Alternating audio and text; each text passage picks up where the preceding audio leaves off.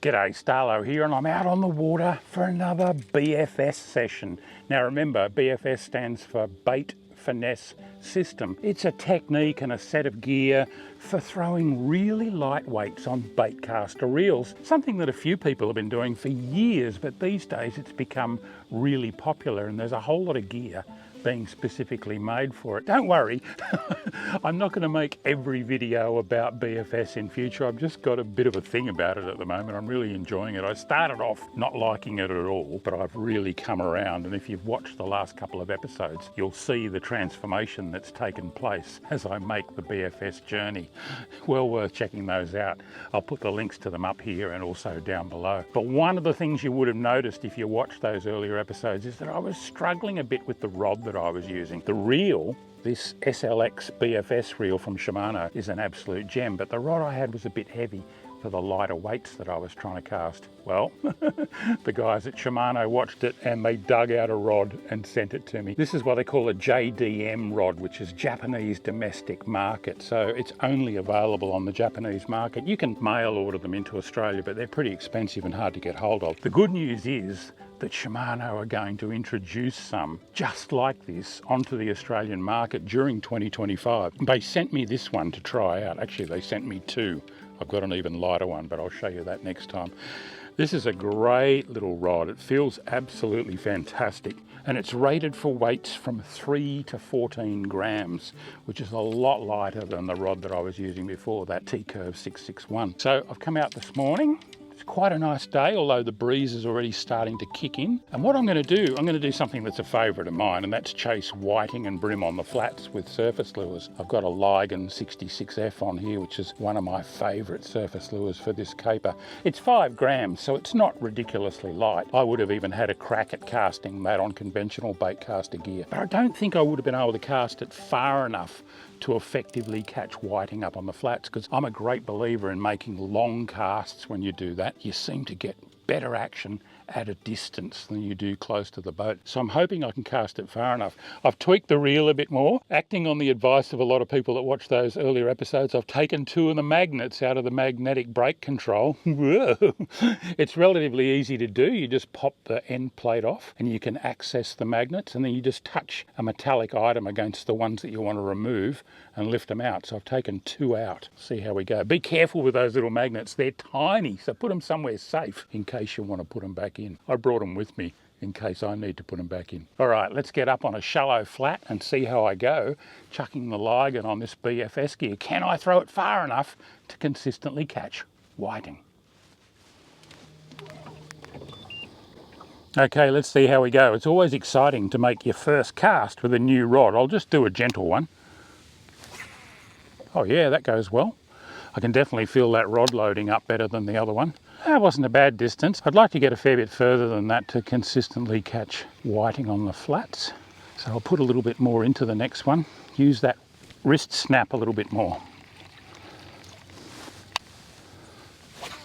Oh yeah, yep, that's better.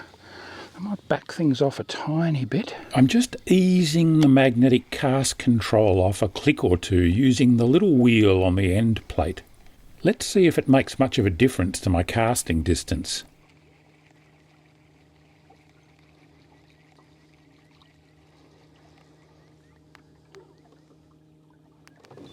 I deliberately started out here in a little bit deeper water than where I expect to find the best concentrations of whiting and brim, just to give myself a couple of practice casts.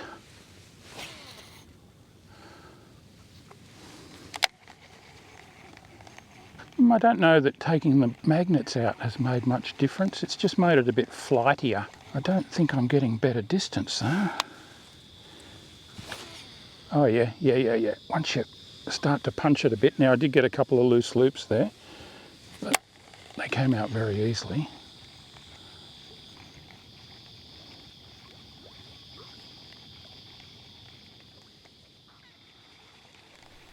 Okay, time to start chucking a few up into the shallows where I expect the fish to be feeding.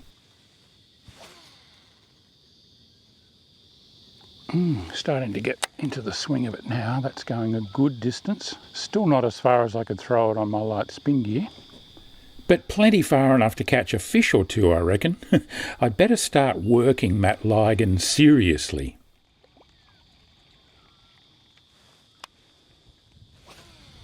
That's better. Yeah, that's getting out there. That'd be at least 80% as far as I could throw it on my light spin gear. These lichens cast really well on spin gear. You can throw them a long way. I think that's one of the reasons they're such a good lure for stuff on the flats. Like I said, I'm a great believer in getting that lure as far as possible from the boat when you're doing this kind of fishing. I'll keep slowly and quietly easing up onto the flat with the electric motor. The fish definitely become boat aware. It's almost like the presence of the boat creates a fish exclusion zone. You need to consistently cast beyond that to reach unspooked fish. And when you do... Yes! Got him! Oh! He just came straight up and whacked it. Oh, this light rod is so much fun! Got a squeak out of the drag. I don't think it's a whiting. I reckon it might be a brim. Oh!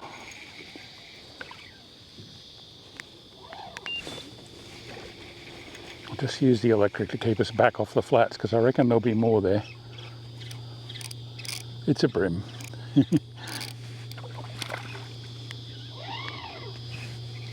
Not particularly big. He's foul hooked in the side, that's why he feels bigger. There you go. It's only a wee one. Regardless of the size, you need to handle them carefully with all those sharp hook points in play. Really pinned on those assists. Hopefully the first of a few. It's not unusual to find schools of brim and whiting on these flats, but today they're a bit scarce. They're making me work, and that means lots of casts. Oh, I just had a looker. Didn't follow through though, he just boiled once behind it. They've been a bit like that this year, I don't know, they're just not that keen. Things have changed so much since we started surface luring for whiting. They've become a fair bit harder to catch in most places. Like everything else, they wise up to the technique. I think the ones that were highly susceptible to it all got caught and eaten. Oh, there's a big eel down here. I don't know if you'll see him. He's coming right under the boat. Wow. He's going to freak out in a minute. There we go. He's right here. He's looking at the electric.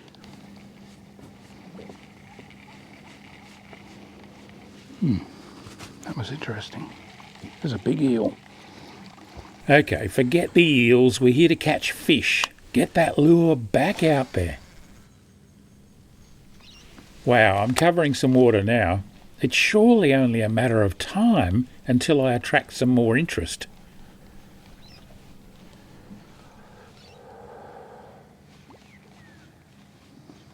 Oh, there's something behind it. Come on, eat it. I paused it then because I thought that was a brim. If you pause it and it's a whiting, they usually just peel off. And that one did peel off, so maybe it was a whiting. I probably shouldn't have stopped. It can be hard to tell the difference in their behaviour, especially at a distance. Oh, that was a terrible, terrible cast. I threw it down.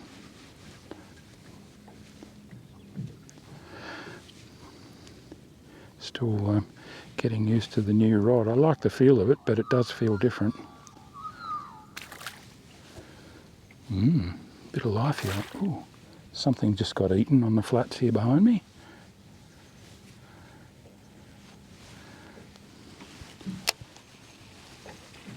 Might try a cast over there. Into the wind. That'll be interesting.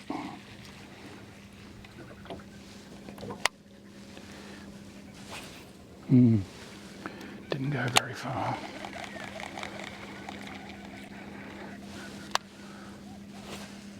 That's better. That's good. They got out there where he was.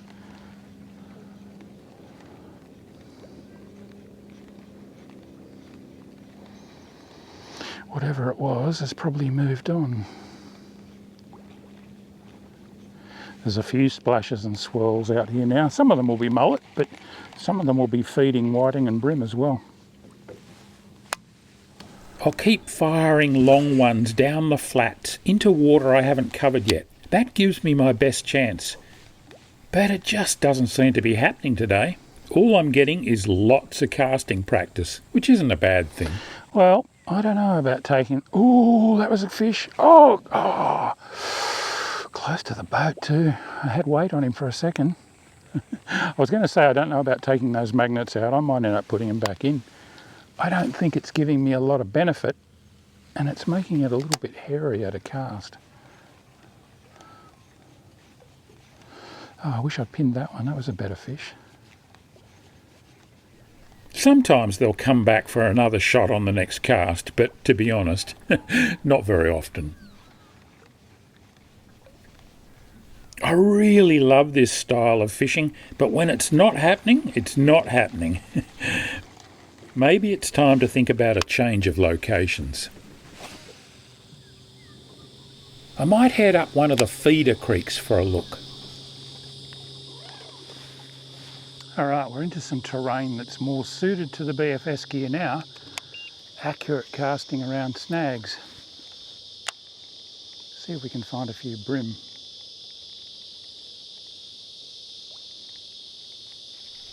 There's plenty of great structure here, although the middle of the day isn't the ideal time for this caper. Still, you never know. With the cicadas in full song, the fish might well be looking up.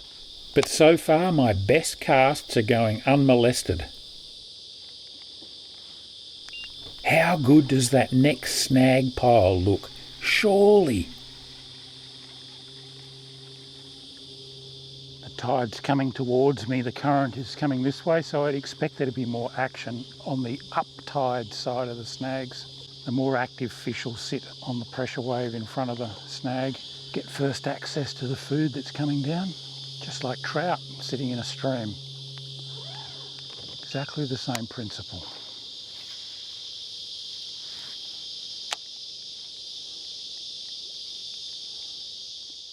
Probe those shadowy pockets. Oh, yes. Oh, and he came back. Oh, he's not very big. Come on, come on. Got him. Oh, look at him going for the snag. Oh, it's good to be able to just whack your thumb on the spool and stop them. He's not a big fish, but he knew where he wanted to go. Look at that, foul hooked again. That happens a fair bit with the assist hooks. Oh, he's only a little fella, but so much fun.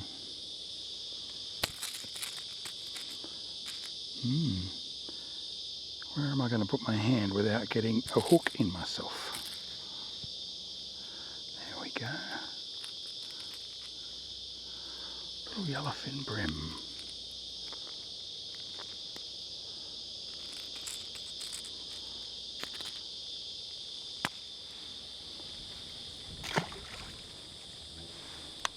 So far the creek's been a bit of a disappointment, but I'm really happy with how I'm casting now.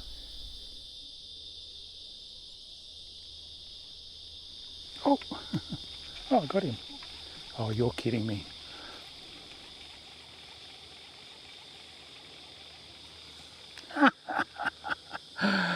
Oh, that is ridiculous. Little tailor.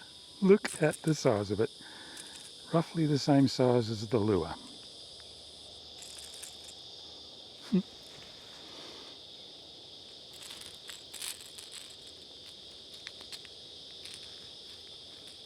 Go and grow into a big greenback, mate.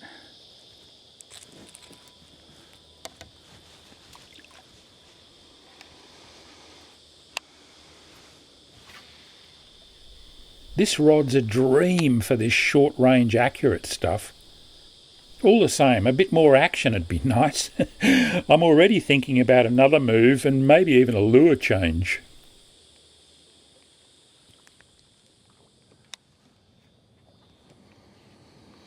Well, the surface is just not happening, so I've swapped over to one of these BT Swimbaits. very shallow running jointed swim bait. I'll see if I can catch a flathead up on the flats instead if the whiting and brim don't really want to play. I'll shoot the swim bait up into the shallows, give it a second or two to slowly sink and then work it back with a stop-start action. It usually does the trick. And eventually, after plenty of casts, I'm finally on.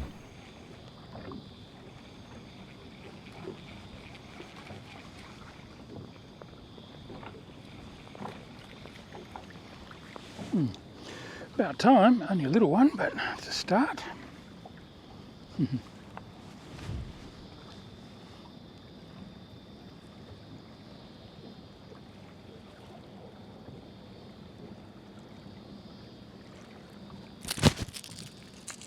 Well hooked.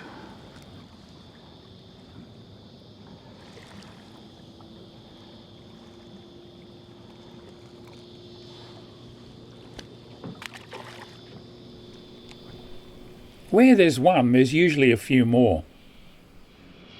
There we go. That might be a bit better.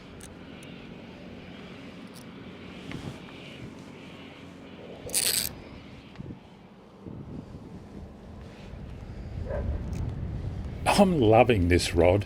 It's fun, even on these small fish. A little bit bigger.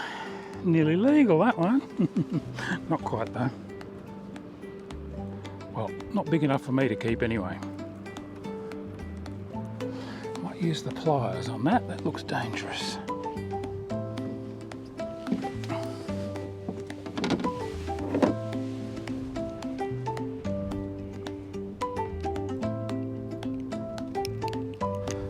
Off you go.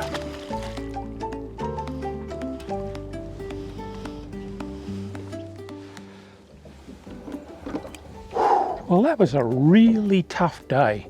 Couple little brim, couple little flatheads, some tiny tailor and a few others that I missed, but wow, it was a lot of hard work really for what I got. I can't blame the gear. I really enjoyed it. The lighter rod was a lot of fun. I don't know about taking the magnets out though. I don't think it really gave me any advantage. It's probably more about when you go to the really light lures that it pays off. I'm actually going to put those two magnets back in because I felt like I had more control over the reel when I had them in. Anyway, my journey continues. I think I've still got a lot to learn about BFS, but I'm so glad that I've got a lighter rod. Hey, if you enjoyed this, give us a thumbs up down below, and if you don't already subscribe to the channel, I'd love you to do so. I'll be back out again soon. We all have days like this, and you got to bounce back. It's good just being on the water, to be honest, but I would have liked something to take home for dinner. Anyway, until next time, this is Starlo wishing you tight lines. Tighter than I had today, that's for sure.